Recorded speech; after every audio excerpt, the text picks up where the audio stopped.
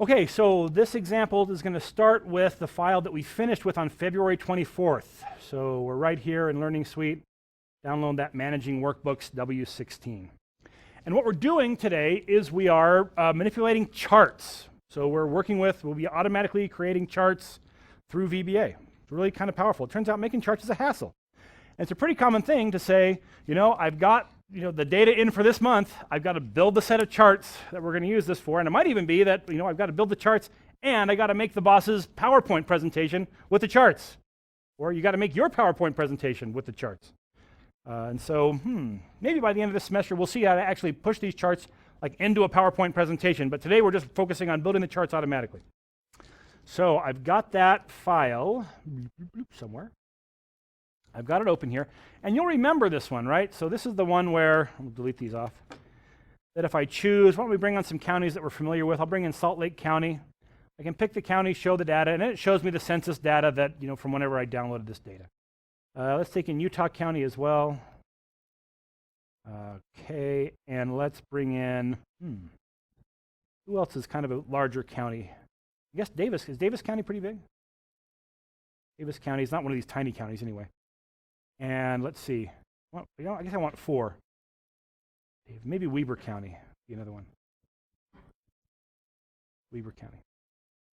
Okay, so I've got these 4 counties, and it's nice here that I can now come and compare these counties by looking at the data, but I would like to be able to also compare them by graphically. Put a chart in there for me. Ooh, can we still see that okay? Don't really need to see the numbers for what we're doing, but I'd like to be able to bring a chart in here. Ultimately, I'd like to be able to select, this row and say, give me a chart, and just have it plop the chart right in there. So let's begin just by building the chart, then we'll record ourselves building the chart, then we'll start editing the code. So to make this chart, I'm going to go ahead and select the data that I want. I'm going to select a discontiguous range, so I'm going to hold down the Control key, and I'll select my labels up here. And then I'm going to say Insert Chart. And I'm just going to choose this column chart, and I'll just do a normal old column chart. And that gives me a pretty nice chart right here. That's not so bad. But still, I don't want to have to come in here, select, say build the chart. Oh, what's the biggest problem with this chart? This chart's pretty bad. What's wrong with the chart? Yeah, no telling. What am I graphing here? I don't know. But Utah County's got a lot more of them, whatever they are. And so, yeah, it would be good if we had like the title for this in here. So what is this? This is residential population estimate, residential total population estimate. Oh, this is percentage change. It's like Utah County is growing faster than anybody else. We're so popular. So we'd like it to be able to put the, what is it that we're actually showing here, and then be able to show the graph. Oh, so that's nice. So that's where we're headed.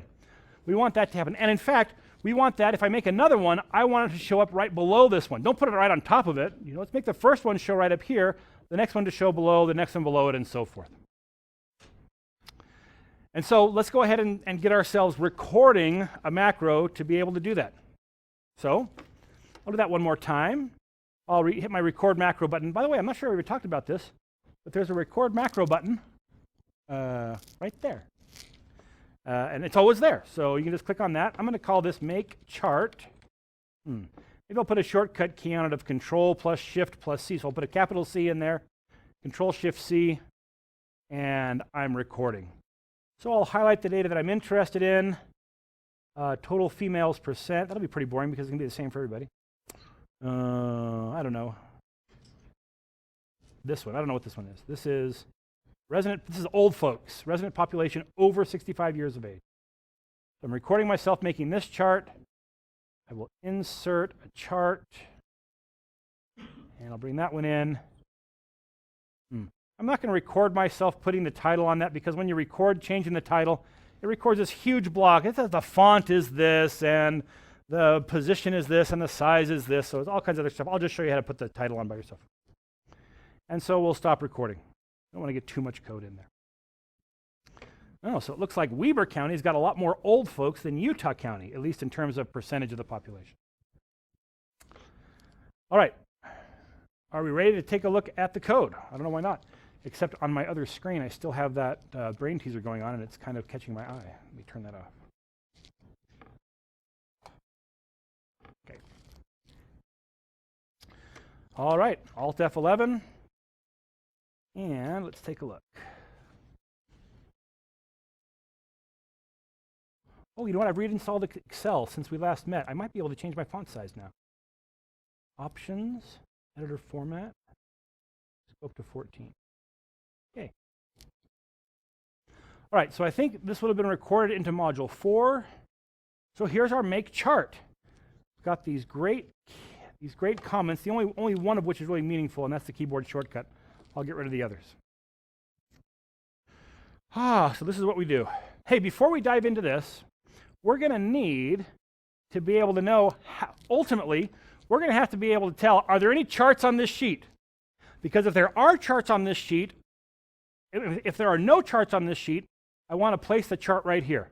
But if there are charts on this sheet, I'm going to want to say, well, find the most recently added chart, and then place the next chart below it. And so let's start off, before we dive into this, let's create ourselves a function that it'll just return the chart count. So it's a pretty straightforward application of stuff we've done before. So we'll make a function. Oh, maybe I'll add something new to it. Function, I'll call it chart count. And it will return an integer. Now, I'm going to need to tell it which sheet I want to count the charts on. I don't want all the charts in the workbook. I want to know how many charts there are on this sheet. And so here's what I'm going to do. I'm going to pass in the sheet that I want to work with. I'll just call it sheet as a worksheet. But you know how in VBA so often, if I don't tell it which sheet I mean, it assumes I mean the default sheet? That's really kind of nice. Let's go ahead and make this function behave the same way. So I'm setting up a parameter, expecting someone to pass me a reference to a worksheet. But now I'm going to say, you know what? You can skip it. If you don't tell me what worksheet to work on, I'll just work on the active sheet. But when I give it a parameter, I am telling it, hey, you got to give me this. I don't know what to do unless you give me this. And so I'm going to make this optional. And here's how I make it optional. I just say optional in front of it. This is an optional parameter. Now this can now run without being supplied a worksheet. So here's what I'll do. I'm going to take a look at what got passed in. I'm going to say, if sheet, I want to know if sheet didn't get anything passed to it. They left it blank. Now remember, sheet, this is going to be an object variable. It's going to be a reference to a worksheet. And so this is going to be an object, but if it hasn't ever been bound onto, and remember that an object variable just holds the address of another object. It's just it's the address of where some object is. And so that object variable will be referring to some other object. Well, what if it's not referring to anything? What if I never assigned it to anything? Then it actually is nothing. It's a key word. It's nothing. The way I say, has this been bound onto anything, I ask if it is nothing. Nothing. So if sheet is nothing, then it hasn't been bound onto anything, then I want to set sheet equal to the active sheet.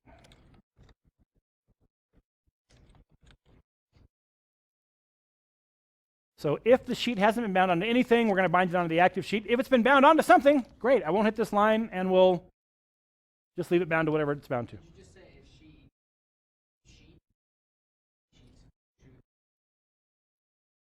So could we just say if sheet? And the answer is no.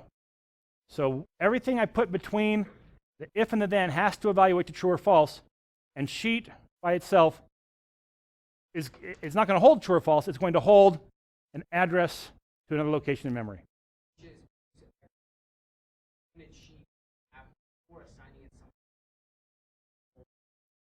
Well, you can't. The question is, what happens if I print sheet before I assign something to it? And the answer is, you can't really print a sheet. I could print a property of a sheet, but if it's not bound to a sheet, it won't have any properties to print. There's nothing they can print. This is really the way that I check between, if two object variables are pointing to the same object. I use the is. So if I had two variables pointing at the same sheet, I could say is sheet 1, sheet 1 is sheet 2, and that would be true if they're referring to the same object. And so nothing is a reserved object that unassigned variables are referring to. I just want to know if those two are pointing at the same location. We'll go here, then here. So I've got, the question is, I've said that this sheet variable is going to be bound to a worksheet, and binding a variable to a worksheet is what we're doing right here. We are connecting up this variable to the worksheet by saying set the object variable equal to the worksheet. What we're doing is we're saying somewhere in memory is this object. Just find that memory address and put it into the sheet variable. And when we say binding an object variable to an object, that's what we're talking about. And that's the syntax to do it in VBA.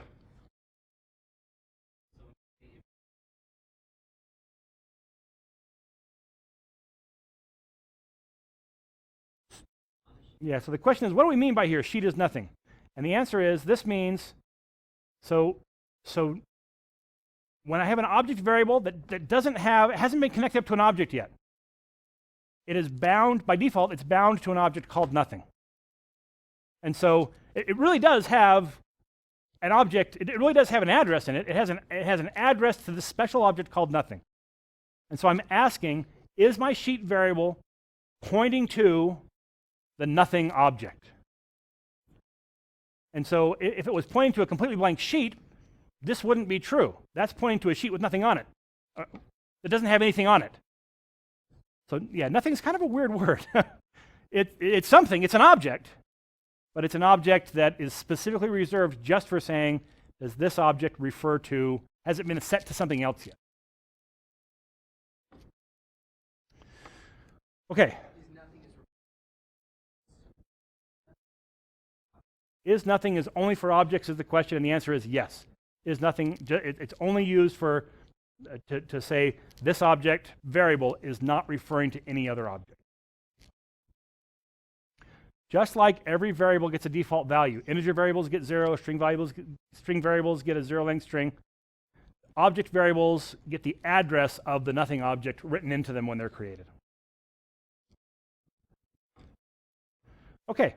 Well, folks, all I want to do is I just want to iterate across all the shapes and find out which one contains a chart. Oh, here's the main point of this example, is that it looks like this chart is sitting right on the sheet, and it's not. This chart is sitting inside a shape, and the shape is on the sheet.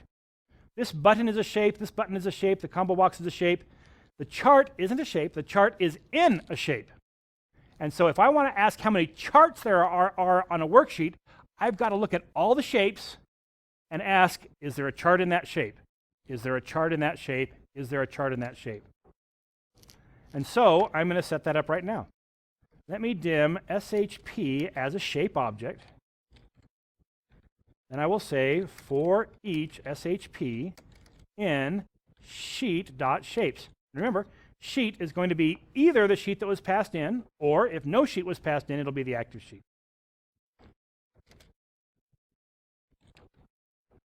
All right, remember to set the return value for a function. I set the name of the function equal to something. Let me just set it to 99 right now, so when we see the 99, we'll know what's going on with it. Ultimately, I'm going to have to actually do the counting and return what I count, but this time I'm just going to start off by returning 99. Now, before I start trying to count the shapes, I just want to make sure that I've got access to all the shapes. So let me do a debug.print of shp.name.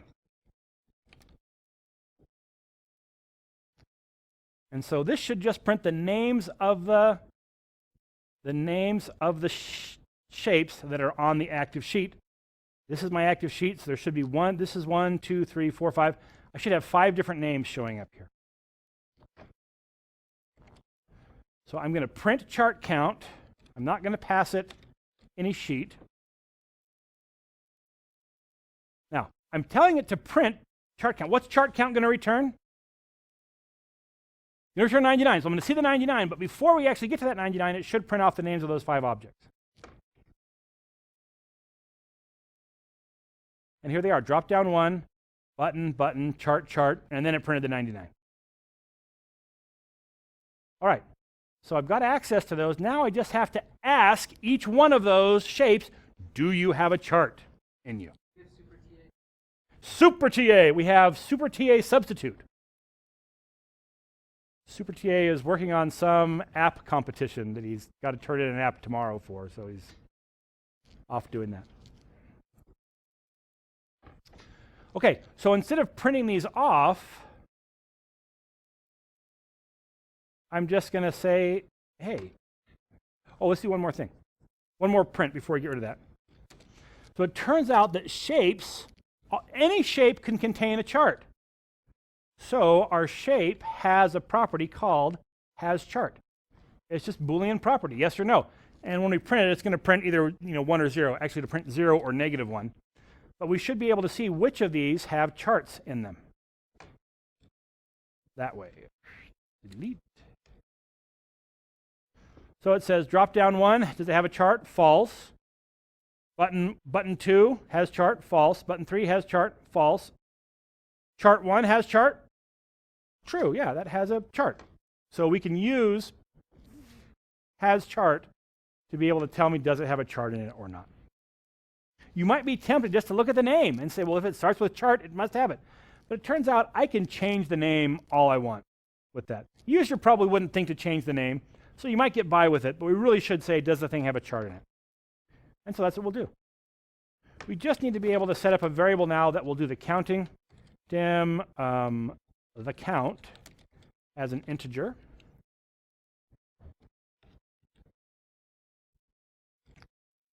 And I will say if the shape has a chart, then the count equals the count plus 1. Then instead of returning 99, I want to return the count. So now this one should be true, that should add 1. This one should be true, that should add 1. And instead of returning 99, it should be returning and whatever we counted. And so that's now telling me there are 2 charts on this sheet. And that'll be very handy for us to be able to know, we just really want to know, is this the first chart that's created? And if so, we're going to behave differently. If it's the second chart or the third or the fourth, then we'll know where to position it.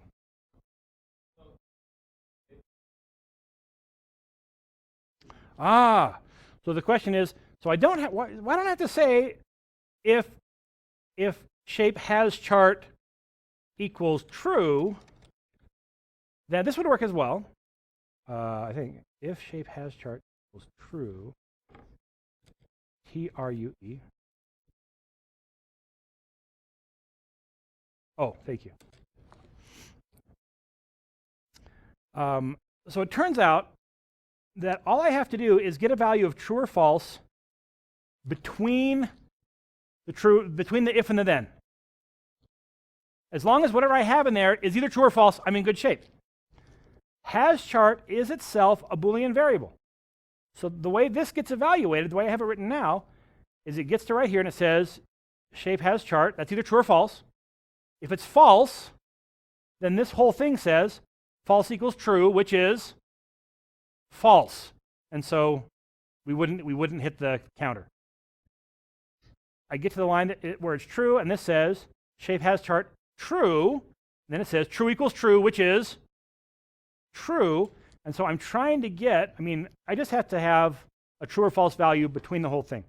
When you're first beginning with programming, it reads better to say if shape has chart equals true, then do this. If it's already true, saying true equals true doesn't change the evaluation. I could change this to false. If shape has chart equals false, then this would execute only when it doesn't. Then it would be true when it's false equals false. Apparently, 2 wrongs do make it right. False equals false is true. The things my mother told me. So we can leave it in or take it out. I prefer to take it out because you will see it as you look at other people's code. You'll see this frequently, and it's good for you to get comfortable with it. Yeah. Does it take longer to execute if I say true equals true? If I say this equals true, yeah, it takes like a nanosecond longer. It's not an appreciable difference, but That's just the more common way to write it. I'm not sure if it's the more common way to write it, but you'll see this plenty. So I want you to get used to it. Okay, so we've got chart count. Little detour because we'll need that in the future, but I wanted to introduce the idea of saying there's a shape and there's a chart. They're not the same thing. If I want to change the properties of the data or the label or the colors of the axes, I'm going to manipulate the chart object. But if I want to manipulate the positioning of the chart, how big is the chart? Where is it placed on the page? I manipulate the shape that contains the chart. Okay, let's go take a look at our code that we recorded. So first thing we did was we selected this discontiguous range, right? I came in here somewhere and I said, select that, hold my control key down and select my labels here. I've got this discontiguous range selected, and that's what it recorded right here. So I've got some kind of complex range here selected. Let's go ahead and start with that. So I'm going to want to code that up. Whew. So I've got to get this thing selected. Is that going to be tough to do? How am I going to have the user signal to me which data they want to chart? Yep.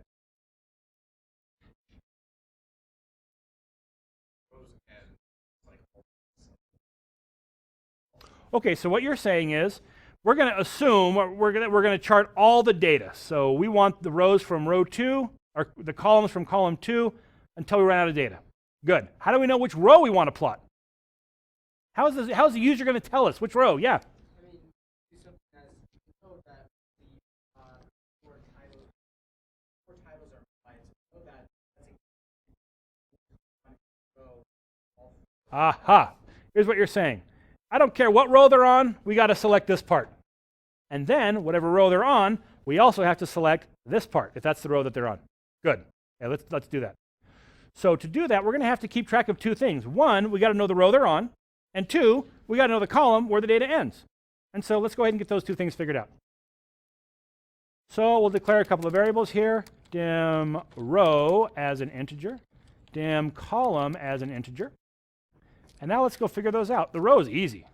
Row equals row. No, row equals the active cell dot row. I'm just asking for what row the active cell is on. Every cell has a property called row that just tells me the row number that it's on. And so active cell, that's the row I want.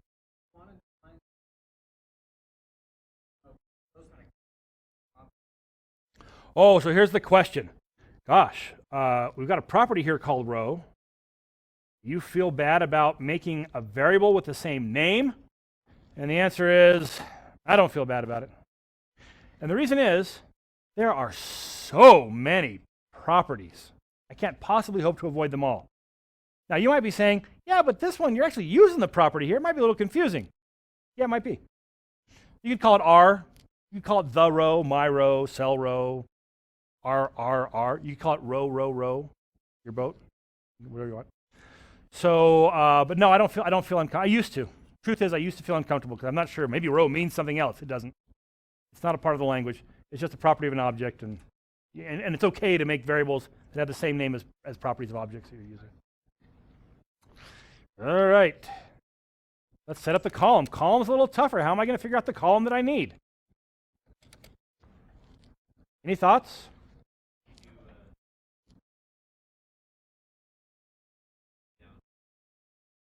There's an XL, yeah, so the question is, you can do like an and, XL down, XL up.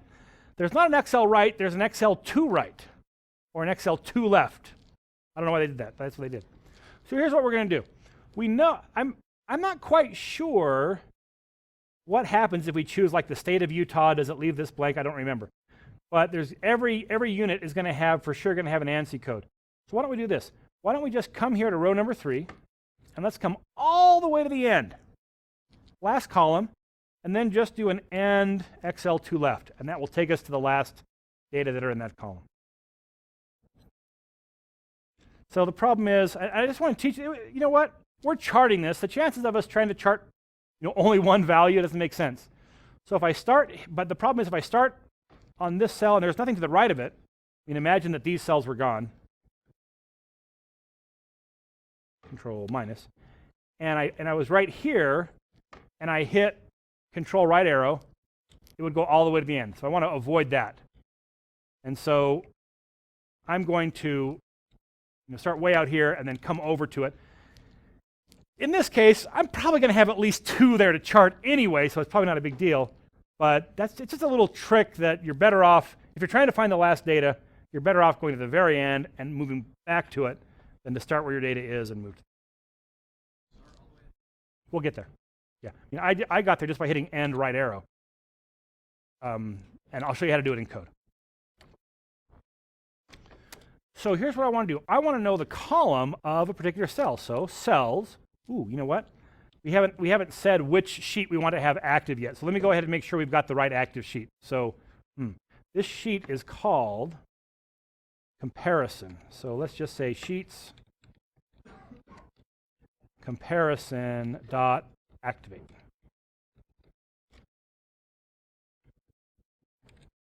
Okay, so now we know that we've got the right active sheet. So now I can just say cells without worrying about which sheet I'm on. Okay, so the row that I want is row number 3. Why row number 3? This is because that's the one that I know has it's got this ANSI code. I'm certain everyone's going to have an ANSI code. So when I come into it, I'm not going to hit some blank cell. Now, which column do I want? There's like 16,000 of them. So should I just put in 16,000 and call it good? You could do that, but you can ask how many columns there are. Right? I can say up here, active cell or active sheet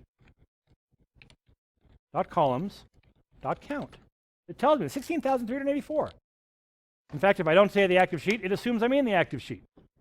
And so I can just say columns dot count, and it'll tell me how many columns there are. And I'll plop that right there.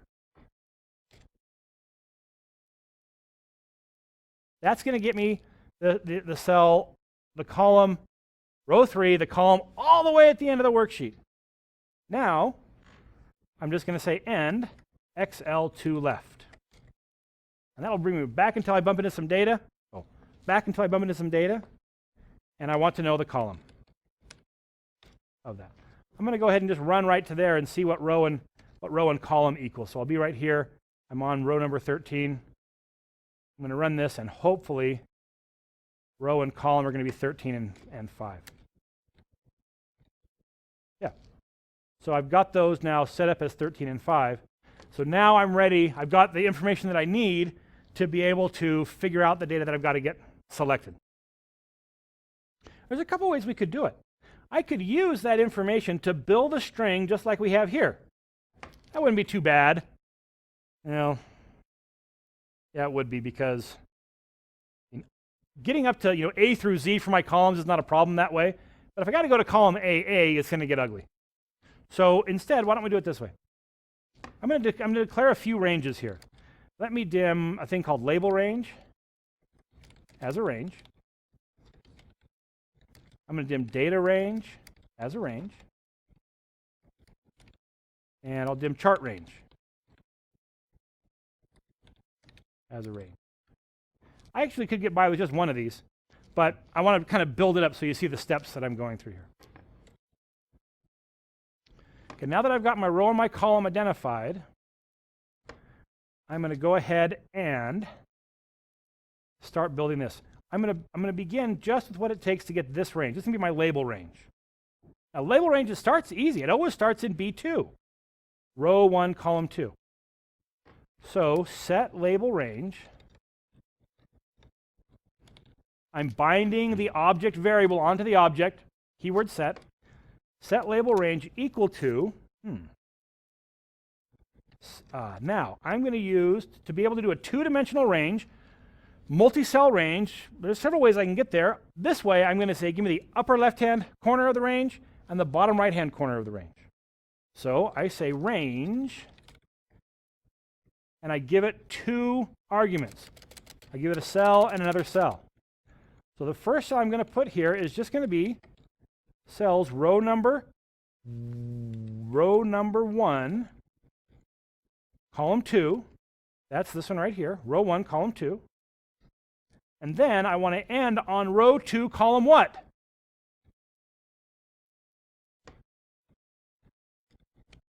Going to end on row 2, column number call.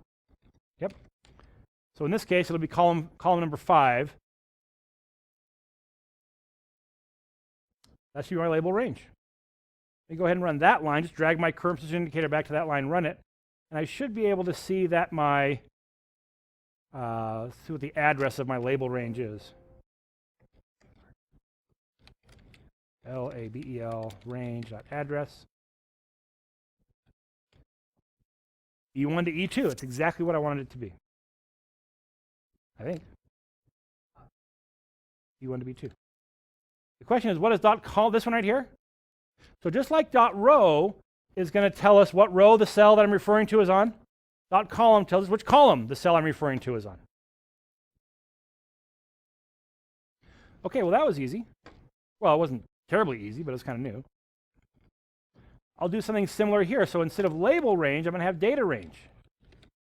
It's going to start, always going to start on column 2, but instead of starting on row number 1, it starts on row number row. And it ends on row number row and on column number column. So my data range is going to be the same place. It's just going to use the active row to figure out, where that goes. Now for the trick. I've got 2 ranges here, predefined. I want to union them into one range. I want the union of those 2. Wait a minute. Do you remember back in 3rd grade when you learned what a Venn diagram was? Right? You draw a rectangle, and you put a couple of circles, and if they overlap, you've got an intersection, and you could ask about the union of the sets and everything. Do you remember in 3rd grade you went, when am I ever going to need this? Remember that? Today is the day you need that. Yeah, we're using that today. Because if I have 2 sets and I want, the answer of both of them, what's the operation in set theory? What's it called? Not join. In set theory, it's called the union of the 2 sets. And so I've got these 2 ranges, which are sets of cells, and I want the union of those 2 sets. The statement's called union. So I'm going to set, I'll do it right up here. I'm going to set my chart range equal to union of my other 2. Oh my gosh, look at that. I could union a whole bunch of ranges together. It's not unlimited. I can only do 30 at a time. But actually, after I union 30 of them together, that could be another range, and I could use that one and union another 29 onto that. And so I can make a loop and get as many as I want. Probably would die somewhere, but I've never bumped into the death point. So I'm going to say set my chart range equal to be the union of my label range and my data range. And I will now run those and ask what the chart range's address is. And it should look exactly like this right here. B13 to E13. It should look like that thing, except it'll have some dollar signs in it.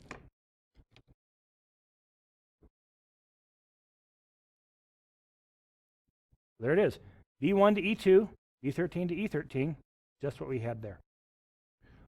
So now I can just say I want to select my chart range.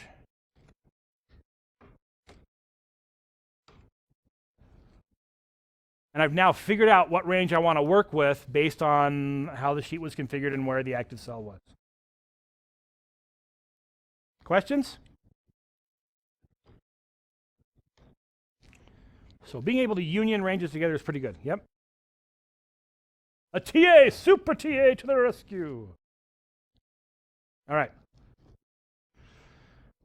Okay, then if we're kind of coming back to the other code that we've recorded,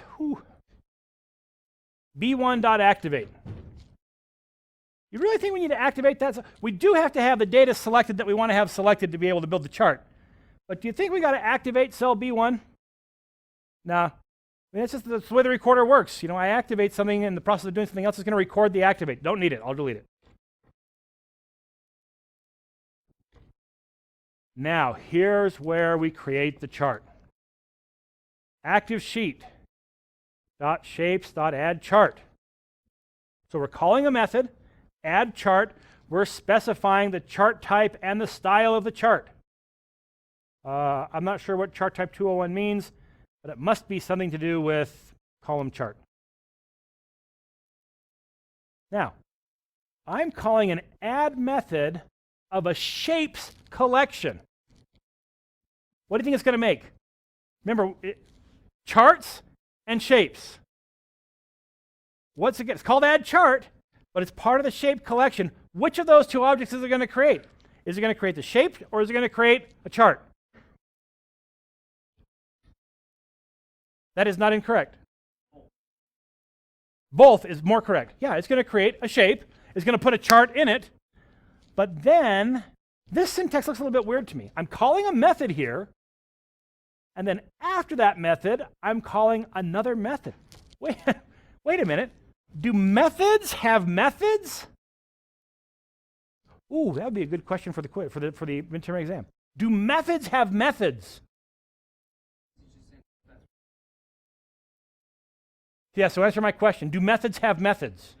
No, you're right. Methods do not have methods. But you're exactly right. Here's what happens. I call this add chart to method, and it goes off and it builds a shape, it builds a chart, it looks at the data that's selected, it plugs it plugs the chart into it.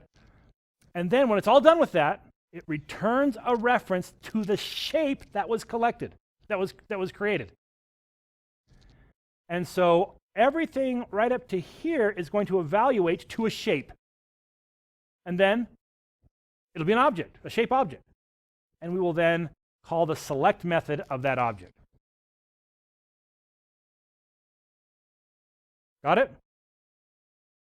We're not going to do that. Instead of selecting it, we just want to remember the shape that was created. We don't really care if it's ever selected. In fact, that's a common thing. When you record stuff, lots of stuff gets selected. Selecting things takes time. And if you don't really need it selected for anything, just don't have your code selected. So I'm going to create two more variables up here, two more object variables. This one is going to be, one's going to be a chart, the chart, as a chart. And one's going to be a shape. Oops. What was that? It was shadow something. Did you see what it was? The shadow format. I tell you what, when you're programming and the shadow format comes out, it's time to run. It's the shadow format. Start looking over your shoulder. All right. So instead of selecting it, right, everything up to the dot, everything up to the dot is going to return a reference to an object. I don't want to select it. All I want to do is bind my object onto it. Am I going to bind the chart to this or the shape to this? The shape.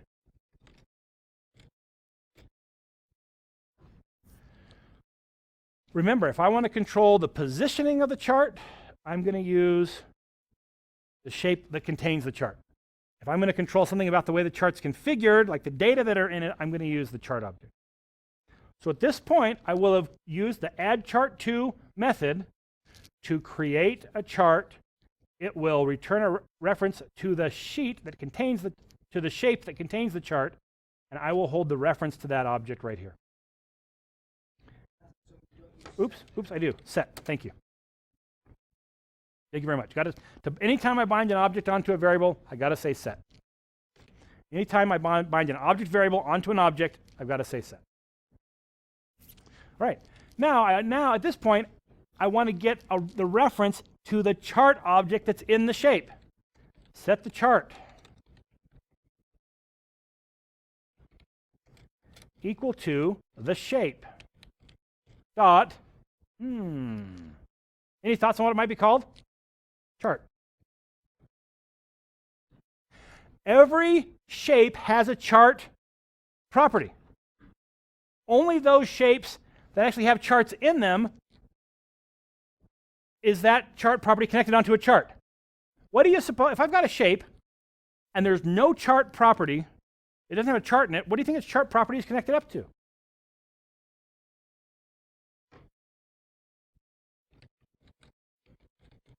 Active sheet, I've got a shapes collection.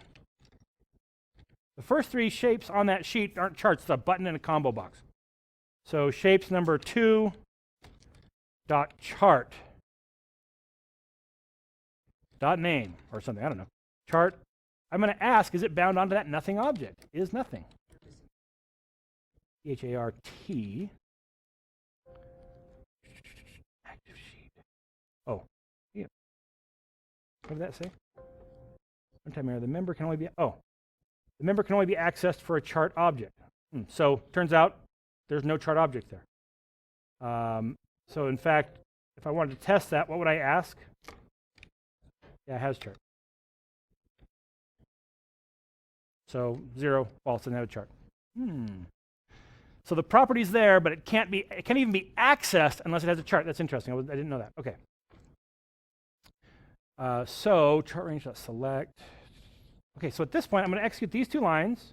Oh, in fact, before I execute those, I'm just going to ask for the type name of the shape. Shape. Okay, I'm going to give myself a little more room here. Ooh, variable's not created yet. So I've declared it, but I have not executed any line that does it. Darn it. So I'm going to have to come here and execute this line. Set the shape equal to something. And now I should be able to ask, what is it? And the type is a shape. So that's now a shape object. Let me go ahead and stop this and run it again to that point. And now that it's starting from scratch with those variables declared, before I get to setting the shape, I should be able to execute that. Yeah, and it tells me that right now, the shape is not bound onto anything. The shape is referring to nothing. But as soon as I execute the line that binds the shape onto the shape object that gets created here, now I ask for the type name, it should tell me that it's a shape. Same thing, the chart right now,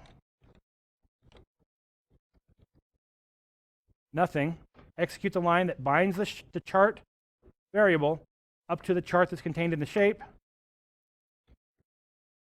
And that should now be a chart object, an object of type chart. So now the chart has been created somewhere. Shouldn't be there. Anyway, let's keep going. We'll get it showing up there. Yeah. Question is, what does dot chart mean? And the answer is, when I create a chart object, when I come over here and say, add chart or add chart 2, the compiler is going to create a chart, put it into a shape, and then return the reference to the shape. I've collected the reference to the shape. That shape contains a chart. And so the way I get to the chart that is inside that shape is to say the shape.chart. So this is a reference to the chart object that is sitting inside that shape. And I'm just using this variable to connect up to it so that I have a reference to it. Because you'll see this next line says active chart dot do something, set the source data of the active chart. Is there an active chart right now? No, because I never selected the shape that holds the chart. There's no active chart. But the good news is I have a reference to that newly created chart right here, the chart. So I will change active chart to the chart.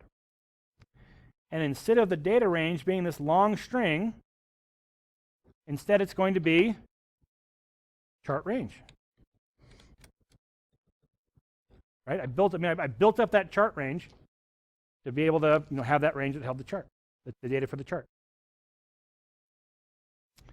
And then it looks like I'm calling the increment left and the increment top. I'm telling this thing to move. We'll move it a different way. So I should be able to run this now, and it should create. I can fit almost the whole thing on here. It should create that chart. Let's give it a shot. Oh, here it is. So here's the chart that we created before. Let me delete that.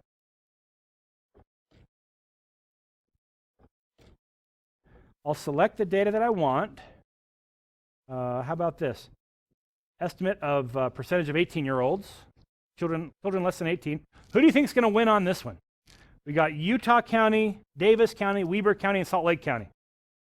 Oh yeah, I guess the numbers are right there. You could tell. Never mind. Control-Shift-C. Utah County has a higher percentage of kids than the other counties. All right. So far, so good. Next step, let's go ahead and change the title, and then we'll worry about moving it into place. It turns out that changing the title of a chart is surprisingly difficult to figure out. Once you see how to do it, you go, oh, that's not too bad. But tracking it down is kind of tough. So we've got a reference to the chart. Now, we're not changing the size or position, so it's not going to be the shape object we're dealing with. We're changing a characteristic of the chart itself, and so that's going to be manipulating the chart object.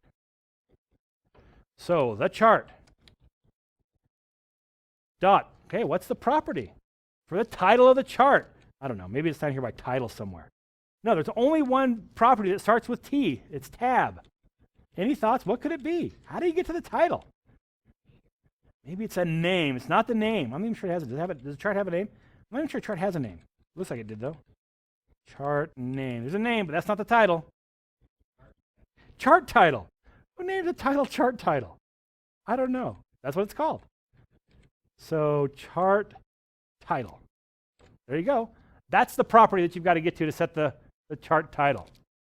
Oh, that seems pretty easy. Let's just go ahead and put like hello world. We'll get to the actual data here in a second. Oh, it looks pretty good. Let's go ahead and run this.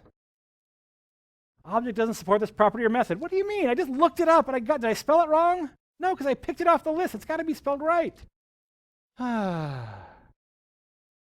It turns out the title itself is an object. It's not just text. It's got all kinds of, it's got a font, and it's got a position, and it's got, a color and everything. And so it has a text. So to get to the title, you've got to set the text property of the chart title property of the chart, and that will let you set the title of it. Hello world. There it is. Oh, holy cow, how come the data is like this? What happened to my data?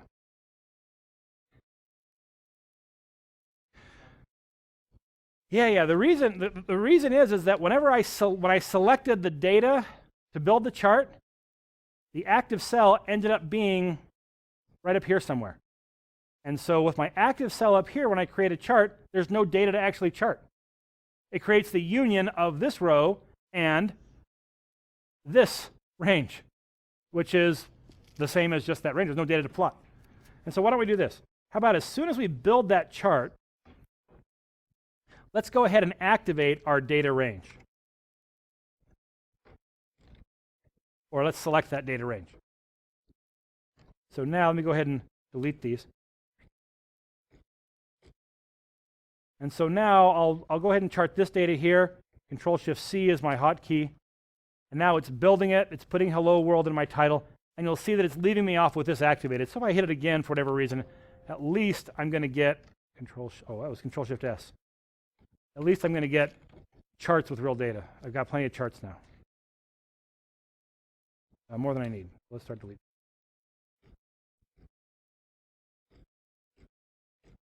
Delete, delete, delete. Okay. So that line right there, we'll just make it so that if I'm running it from code, if I just keep running it, at least it'll give me, some chart to look at. All right, I don't really want to say hello world, so let's change this. I want to say hello chart. No, I want to read the data off of this row. And so what do I put right here? I'm just going to look at the cells. Which cell do I want? Row number, column number 1. And I want the value. So now, if I run that, it should build the chart, put the labels in here, and then put the title right here. Not too bad. So now, hey, folks, I'm chart happy. I'll move this one over here, chart this one, Control-Shift-C. I got the chart for that one. Loop. I want to chart this one now, Control-Shift-C. Got the chart for that one. Whoops. Sitting pretty. Except now, I'd like them to go into the right place. So let's go ahead and delete all these charts. And we're going to start off by figuring out how to get this first chart to go right there. Whew. All right, so to do this, let's take a look at, you know what? I don't really want it to line right up here against the side. I want a little bit of a margin. I want some breathing room, like 5 pixels. It's not really pixels though. There's some unit that it uses to measure, I think it's called TWIPS or something. It's not pixels because how big it is depends on how far you're zoomed in to the worksheet. So they've got some other unit they use to measure. But we just want a little bit of space there. So let me create, in fact, instead of a variable, let's make it a constant. Const margin equals 5.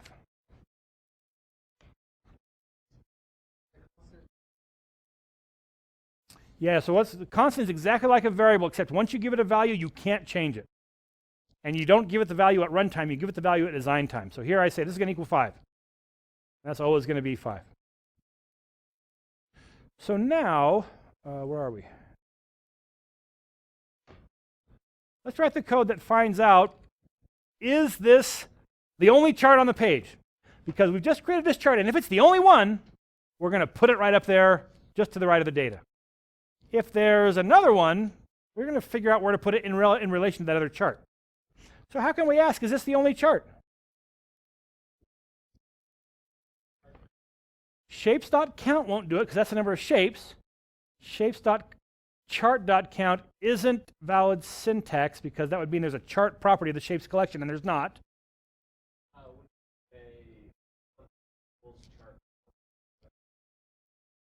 Yeah, so can we just say if chart count is equal to 1, then this chart that we just created has to be the only chart on the sheet. Then we're going to position it there. Otherwise, we'll put it somewhere else.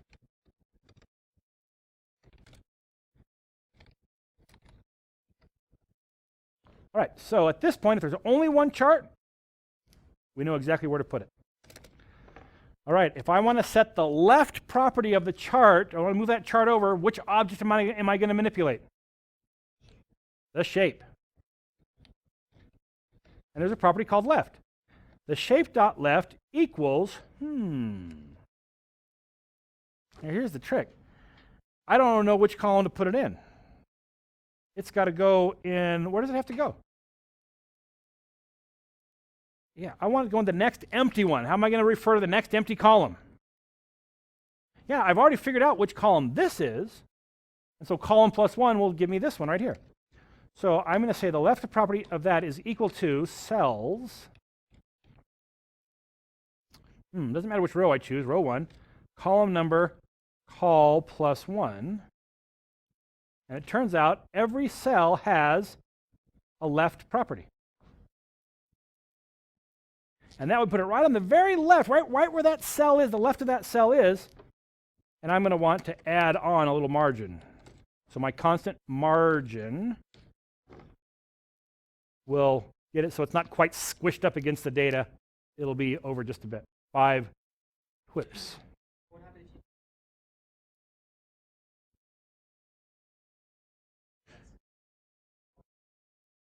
The question is, what would happen if I didn't put that part in? What's going to happen? And to answer that question, what we're seeing is I'm trying to put a value over here into the left property. Now, what I've asked it for, I'm trying to say assign this whole object into this left property. And Excel's going to say, no can do. You can't put an object into, it's a left property. It only holds a floating point number. You can't put a whole object in there. You're crazy. What's it going to do? It's not going to be an error. It might be an error, but for a different reason than just it couldn't do it. If I refer to a range and don't tell it the property, which property does it assume I'm talking about? It assumes the value property. And so if there was a relevant value there, 100, let's do 50. Do 50. That should work. It's going to put it 50 TWIPS over because it's assuming, oh, you didn't tell me which property, you must mean the value. And so if I don't tell it, I'm talking about the left property, it's going to assume that I mean the value of that object. And so I definitely want that in. Let me go ahead and get rid of this chart. Delete. and run the code. Bingo. So now it has put it right over here. The top I haven't played with, so the top is just wherever the top was before, but now I've pushed the left of it over so that it is 5 TWIPs over from wherever the data ends. The top's easy. Where does the top go? Shape.top is just going to be my margin. It'll be 5 TWIPs down from the very top of the page. So now I've got the first one to go right where I want it to go. Hot dog.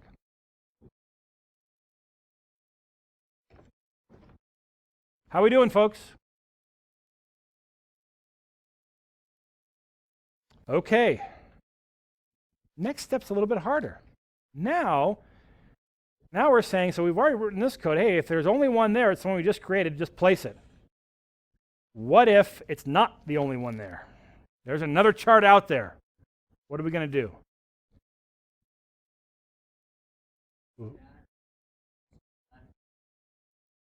That's right, we got to figure out where that chart is. So let's start, let's get another reference to an object here. And let's just call it last chart. Name last chart as a chart. No, as a shape. Let's call it last chart. Let's call it last shape. Name last shape as a shape. So I'm going to have that shape now. If I wait till I get way down here and ask what's the most recently created shape, what is the most recently created shape by the time I get here? It's the one I just created. And so I better ask what the last chart is before I hit this add chart to method. So I want to know what the most recently created shape was before the one I'm currently adding. So I'll just do it right. I'll do it up here early. I'm going to go ahead and activate my sheet, and then I'll go ahead and remember what's the most recently created shape. So I will set last shape equal to, how do I ask it which shape? Which shape is the most recently added shape? Shapes gives me a collection of shapes, so let's go there. Active sheet dot shapes. And so if there are 5 shapes on my sheet, which one's the most recently added? Number 5. So how do I just got to tell it the number here that says how many shapes there are. How do I ask how many shapes there are? Every property has a count, or I'm sorry, every collection has a count property. It's kind of looks like a strange thing to say. Active sheet.shapes sub active sheet.shapes.count. This will give me the most recently added shape on the sheet. So now when I get down here and I'm saying, oh, it's not the only chart, there's another chart, I can say, all right, I'm going to set the left of this,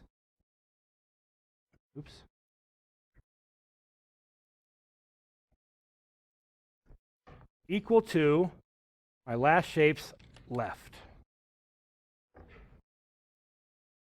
Wherever the last shape is, whatever the left of that last shape is, that's what I want the left of this shape to be as well. Top's a little more difficult. Oops. I'm going to set the top equal to,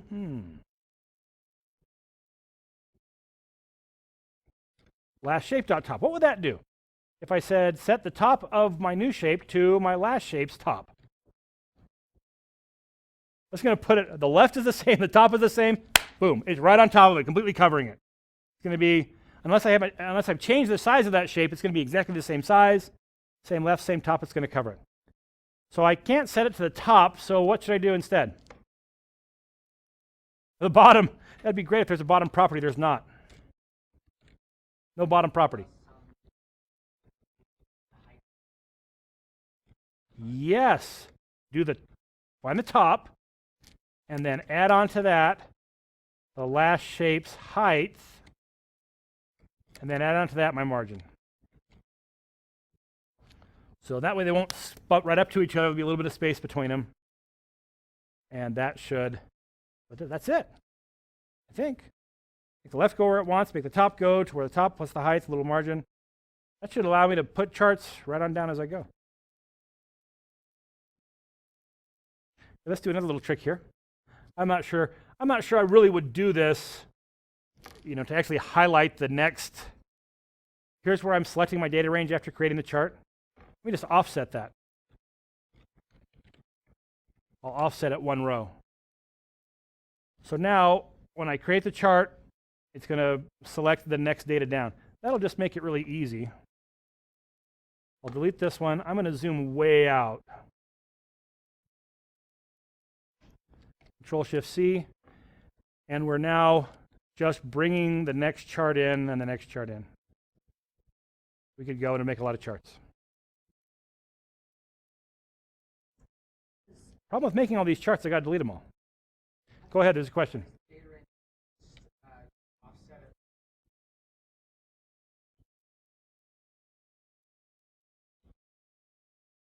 Yes. Let me get there. I'll cover that question.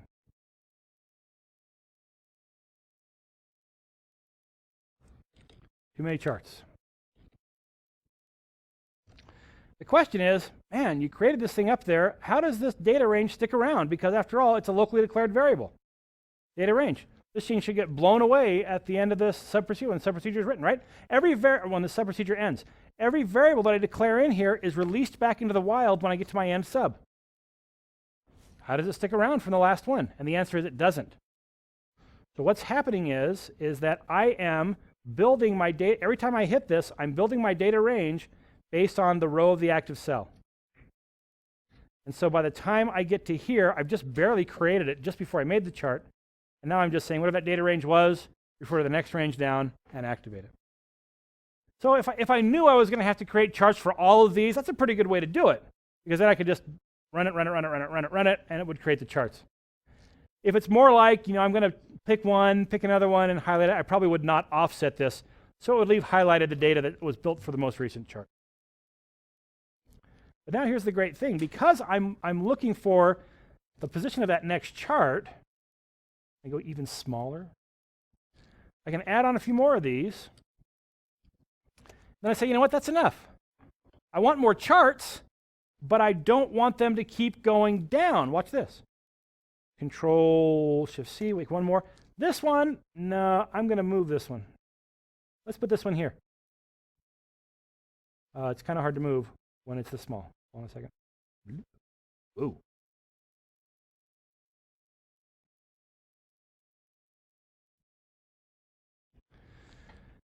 And so now, what's the most recently added chart? Out of all these, which one's the most recently added? When I just moved. So now, if I build another chart, where is it going to go? Exactly below the most recently added chart. So I could go as far as I want. Oh, that one's not, that's too low, move that one up. Move it down. With a little more effort, I could add on here to say, you know what, go down 5, and then once it's gone down 5, start the next column. I could make that happen automatically. More time than we have in the remaining 4 minutes of class. You just think that would count the charts once you get a certain count at So the question is, would I just count the charts and just, every so often change the location? And the answer is probably not. What I would do is I would probably just ask for the mod of chart count, like the remainder of chart count divided by 4. And so that would give me the first 4 down, and then I would know, aha, I've gone back to 0. I need to increment something where I'm starting, and we could make it go over that. Question?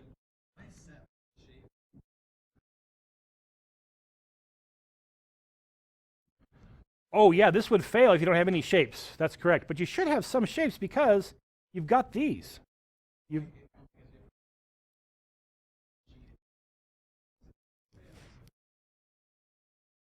Yeah, so the question is, hey, well, what if I want this to run? I've got this data somewhere else. This whole thing is set up to work on the active sheet, for crying out loud.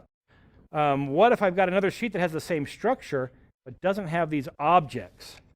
Then my last shape is going to fail. So what I would have to do here is I would need to, say if the count is greater than 0. So if there is a shape, then set the last shape. Now, if the count is equal to 0, there's no shapes there.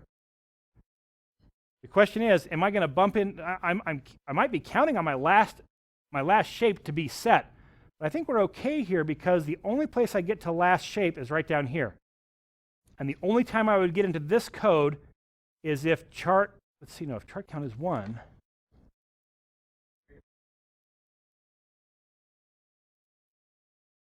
This be okay?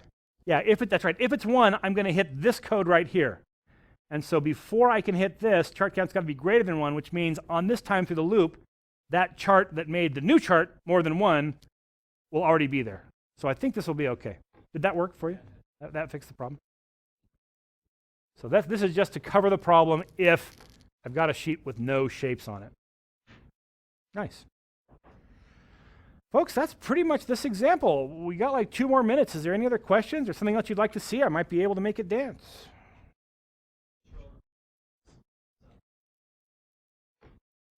There's the bottom of the sub-procedure.